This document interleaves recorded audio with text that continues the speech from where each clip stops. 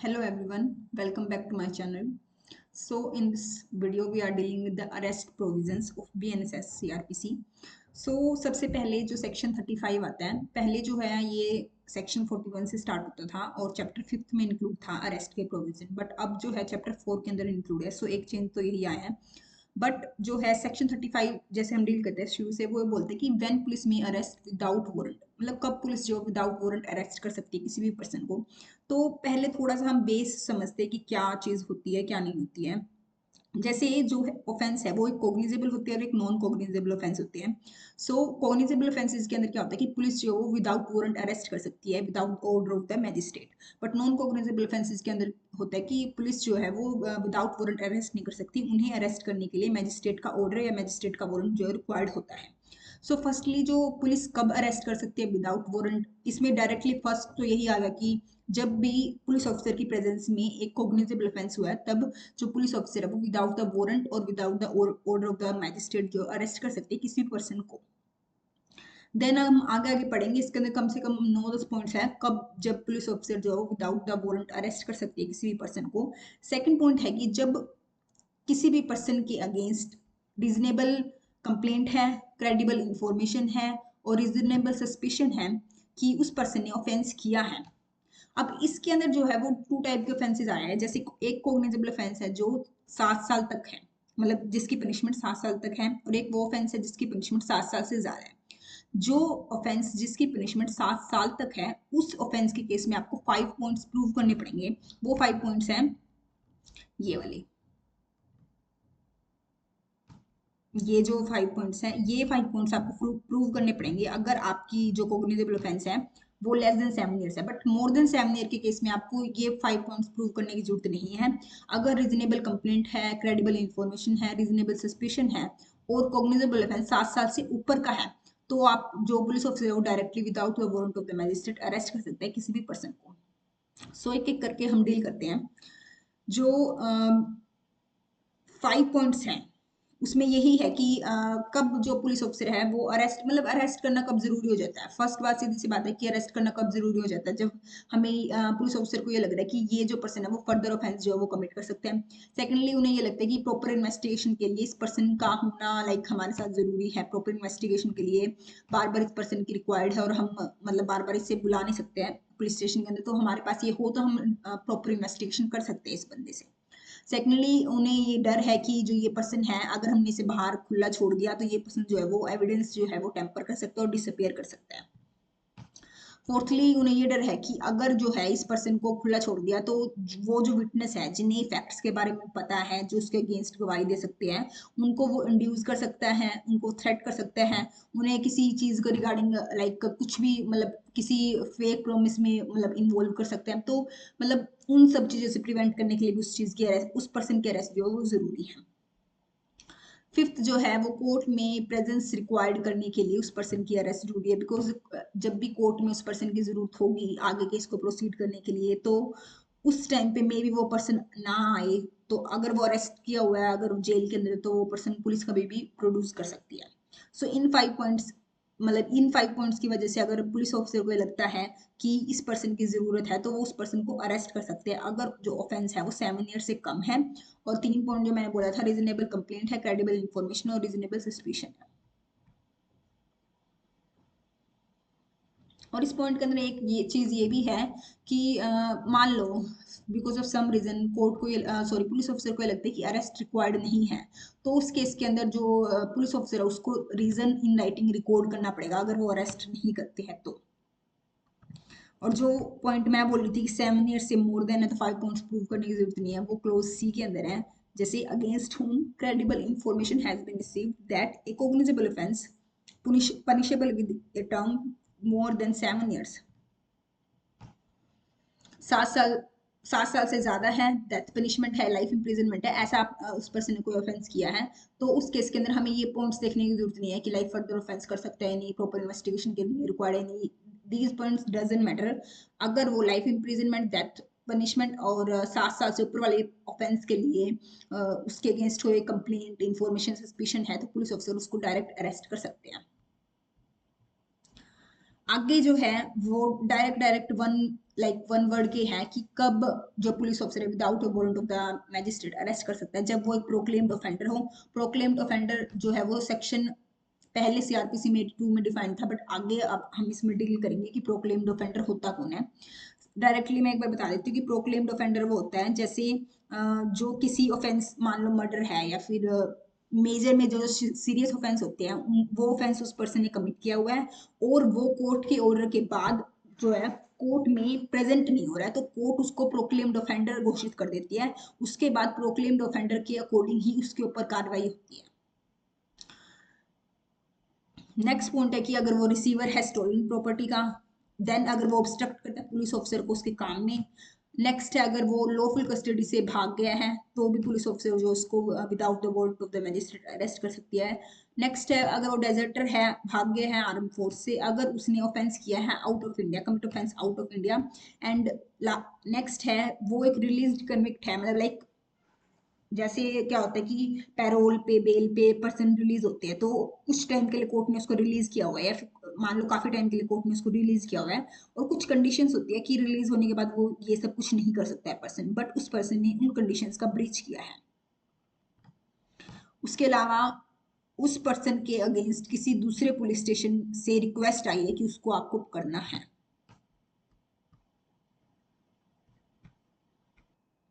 सो ये 10-11 पॉइंट्स थे जिसमें police officer without the warrant of the magistrate जो अरेस्ट कर सकती है किसी भी पर्सन को।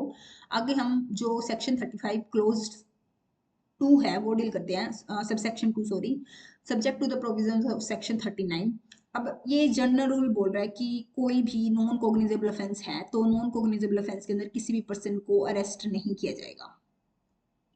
जो सब सेक्शन 3 है वो ये बोल रहा है कि मतलब लाइक अगर ये है कि पुलिस ऑफिसर को ये लगता है कि किसी भी रीजन की वजह से अगर इस पर्सन की अरेस्ट रिक्वायर्ड नहीं है, मान लो वो किसी भी क्लोज में फॉल नहीं कर रहा है, देन पुलिस ऑफिसर को ये लगता है कि उसको अरेस्ट करना जरूरी नहीं है, तो फिर क्या करेंगे। मान लो वो 7 ईयर वाले में भी नहीं फॉलो कर रहा, 7 से ज्यादा वाले में नहीं कर रहा, 7 से कम वाले में भी नहीं कर रहा है, बट फिर भी उसके अगेंस्ट कुछ ना कुछ लाइक सस्पिशन है, तो उन केसेस के अंदर क्या होगा, उन केसेस के अंदर एक नोटिस जो है वो इशू कर सकते हैं पुलिस ऑफिसर अगेंस्ट हुम a reasonable complaint has been made, credible information has been received, reasonable suspicion has been exist that he has committed a cognizable offense, but उसकी अरेस्ट रिक्वायर्ड नहीं है पुलिस ऑफिसर के according, then उसको notice issue किया जा सकता है कि आपको पुलिस स्टेशन में सो एंड सो तारीख को अपीयर होना है।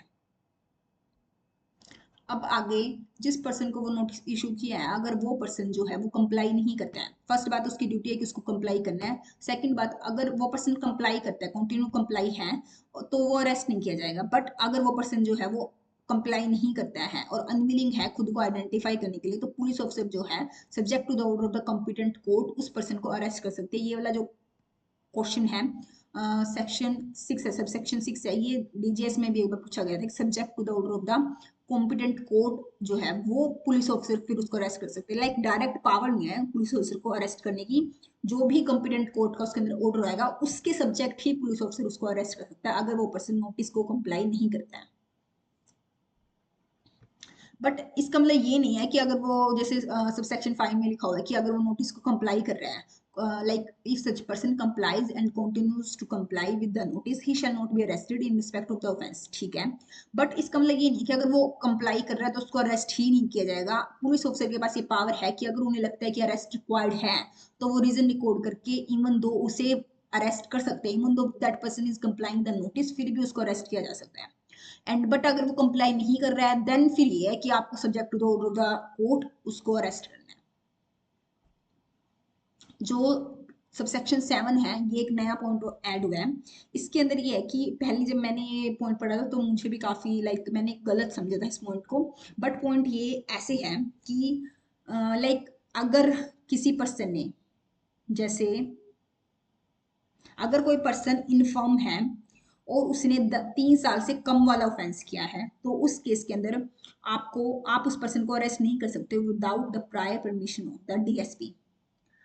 या फिर सेकंड जो बात है वो ये है कि अगर वो पर्सन 60 से अबव है और उसने 3 साल से कम वाला ऑफेंस किया है, तो उस केस के अंदर भी आप without the prior permission of the DSP जो है उस पर्सन को अरेस्ट नहीं कर सकते हो।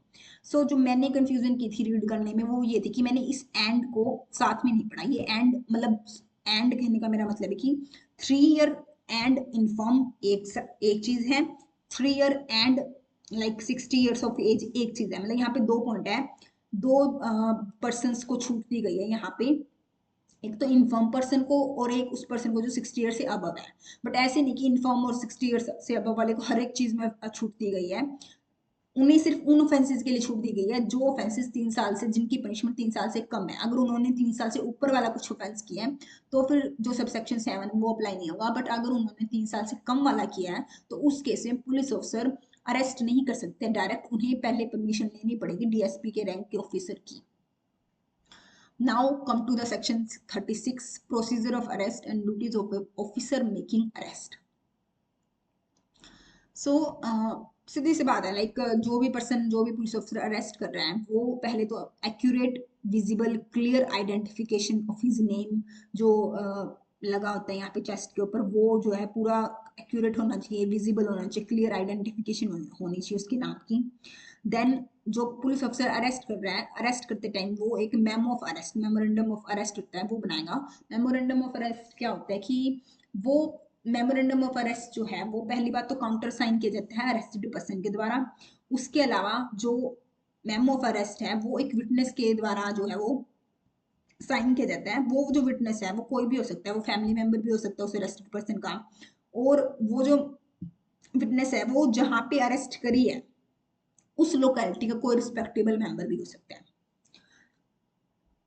सो सेक्शन 36 क्लोज सबसेक्शन सी जो है वो ये बोलता है कि अगर जो है जो अरेस्ट मेमो के ऊपर किसी फैमिली मेंबर की सिग्नेचर नहीं है तो पुलिस ऑफिसर की ये भी ड्यूटी बनती है कि वो किसी भी रिलेटिव को, किसी भी फ्रेंड को या फिर उस पर्सन को जो अरेस्टेड पर्सन नॉमिनेट किया है उस पर्सन को इन्फॉर्म करेंगे कि आपका सो एंड सो नेम का पर्सन जो हमने अरेस्ट किया है। बट अगर मेमो ऑफ अरेस्ट के ऊपर विटनेस के साइन है और वो विटनेस फैमिली मेंबर है तो ऑब्वियसली मतलब कॉमन सेंस की बात है कि रिक्वायरमेंट पूरी हो गई है तो आपको इन्फॉर्म करने की जरूरत नहीं है। आगे आते हैं सेक्शन 37 के ऊपर। सो सेक्शन 37 जो है वो ये बोलता है कि स्टेट गवर्नमेंट जो है वो स्टैब्लिश करेगी पीसीआर पुलिस कंट्रोल रूम हर एक डिस्ट्रिक्ट के अंदर, और हर मतलब स्टेट लेवल पे और हर एक डिस्ट्रिक्ट के अंदर। उसके बाद वो डेजिग्नेट करेगी एक पुलिस ऑफिसर, हर एक पुलिस स्टेशन एक पुलिस ऑफिसर डेजिग्नेट करेगी जिसकी ड्यूटी होगी कि उसको मैनेज करना है सारी like information, name address, person arrested का क्या है, उसका क्या ऑफेंस चार्ज हुआ है, और सारे डिजिटल मोड में हर एक पुलिस स्टेशन की साइट पे डिजिटल मोड में उसका नेम वगैरह सब कुछ अपीयर होना चाहिए। वो जो पुलिस ऑफिसर है वो police officer not below the rank of sub inspector, assistant sub inspector, ASI. मतलब उस पर्सन की, उस पुलिस ऑफिसर की जो रैंक है वो एएसआई से कम नहीं होनी चाहिए। जो सेक्शन 38 है वो सेम ही है कि जो अरेस्टेड पर्सन है उसका राइट है कि वो लाइक ड्यूरिंग इंटेरोगेशन जो अपने एडवोकेट से मीट कर सकता है, मतलब बातचीत कर सकता है, but not through out interrogation. ये नहीं कि आप पूरे इंटेरोगेशन के दौरान जो अरेस्टेड पर्सन है वो अपने एडवोकेट को साथ लेके बैठे, but during interrogation if he required then वो अपने मतलब एडवोकेट से मीट कर सकता है, बात कर सकता है। Then section 39, arrest on refusal to give name and residence. अब जो है वो हमने पढ़ा कि कैसे लाइक कॉग्निजेबल ऑफेंसेस के अंदर पुलिस ऑफिसर अरेस्ट कर सकती है। बट अब एक ऐसी सिचुएशन है कि लाइक पर्सन जो है, when any person who in the presence of a police officer has committed or has been accused of committing a non cognizable offense। सीधी सी बात है, सेक्शन 39 की रिक्वायरमेंट क्या है कि पहली बात तो जो है वो in the presence of the police officer होना चाहिए, उस पर्सन के ऊपर इंजाम है या फिर पुलिस ऑफिसर ने खुद ने देखा है कि उसने कमिट किया है कोई नॉन कोग्निजेबल ऑफेंस, जो नॉन कोग्निजेबल ऑफेंस है उसने कमिट किया है, और पुलिस ऑफिसर के डिमांड करने पर वो पर्सन जो है वो अपना नेम और रेजिडेंस देने से मना कर देता है, या फिर ऐसा नेम और ऐसा रेजिडेंस बताते हैं जो पुलिस ऑफिसर को डायरेक्टली दिख रहा है कि गलत है, तो उन केसेस के अंदर पुलिस ऑफिसर इवन दो उस पर्सन ने नॉन कोग्निजेबल ऑफेंस कमिट किया है without the warrant of the magistrate जो उस पर्सन को अरेस्ट कर सकते हैं।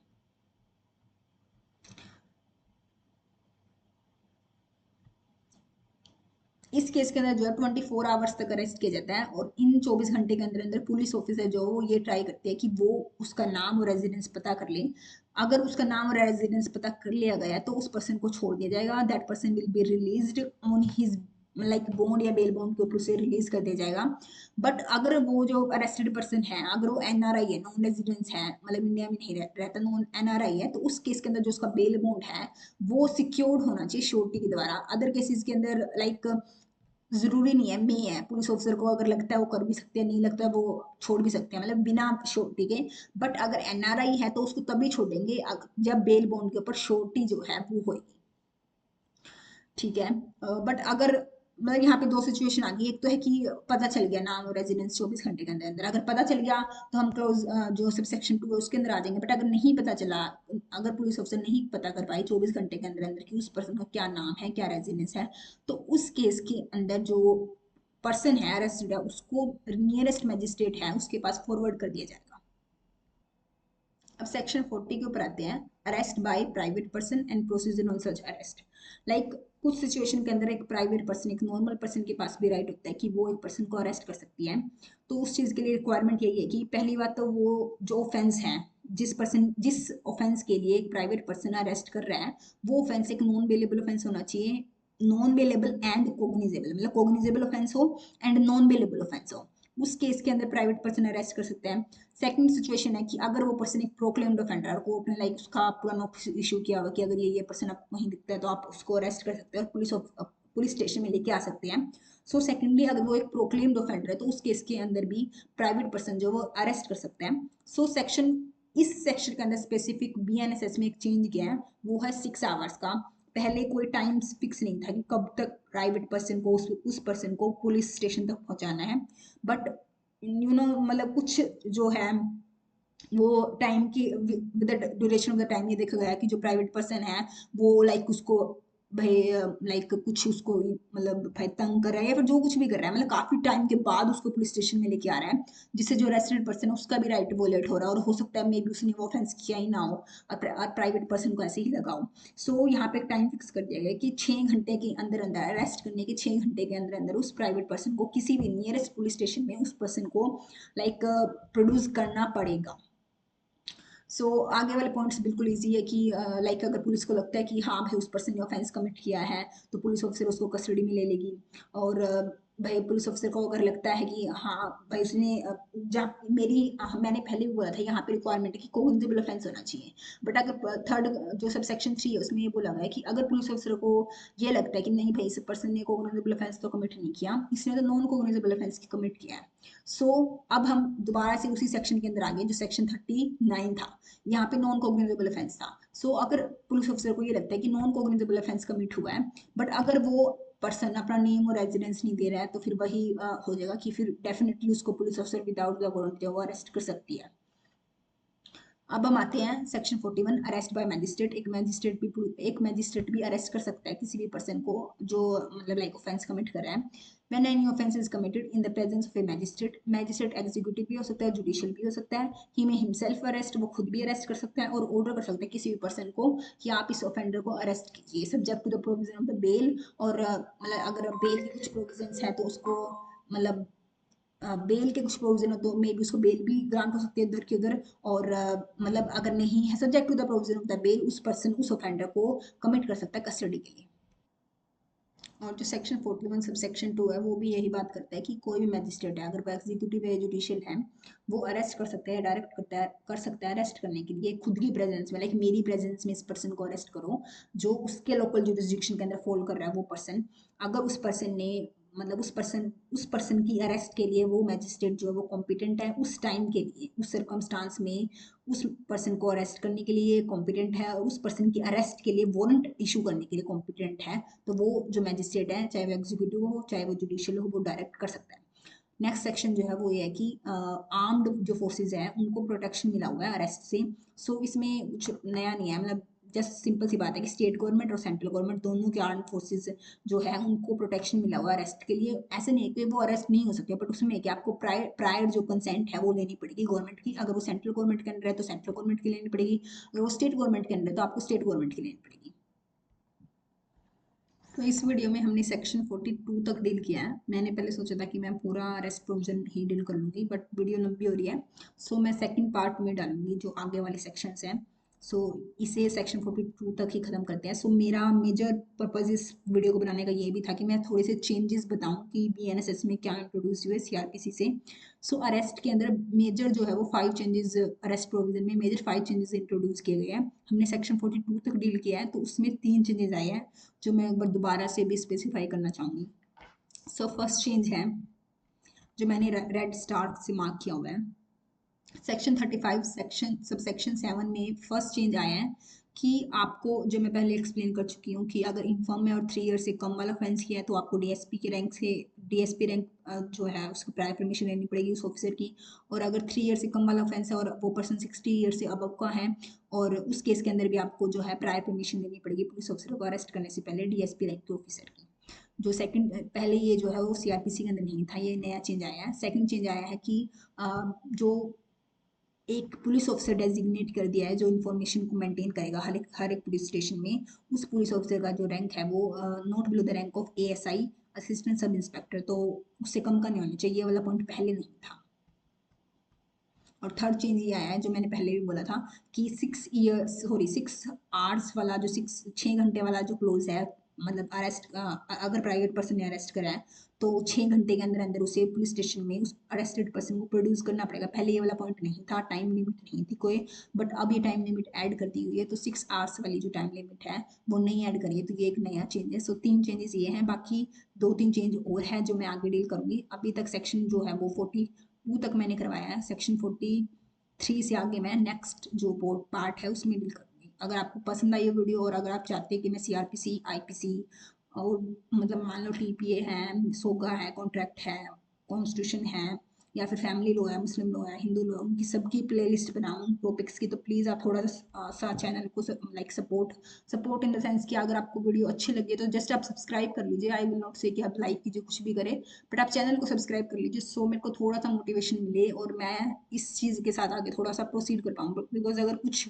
ज़्यादा मुझे आउटपुट नहीं लगता तो फिर मेरा मन नहीं करता आगे वीडियोज़ वगैरह कुछ भी बनाने का। So thank you. अगर आपको पसंद आई है तो वीडियो प्लीज़ चैनल सब्सक्राइब जरूर कीजिएगा। Thank you.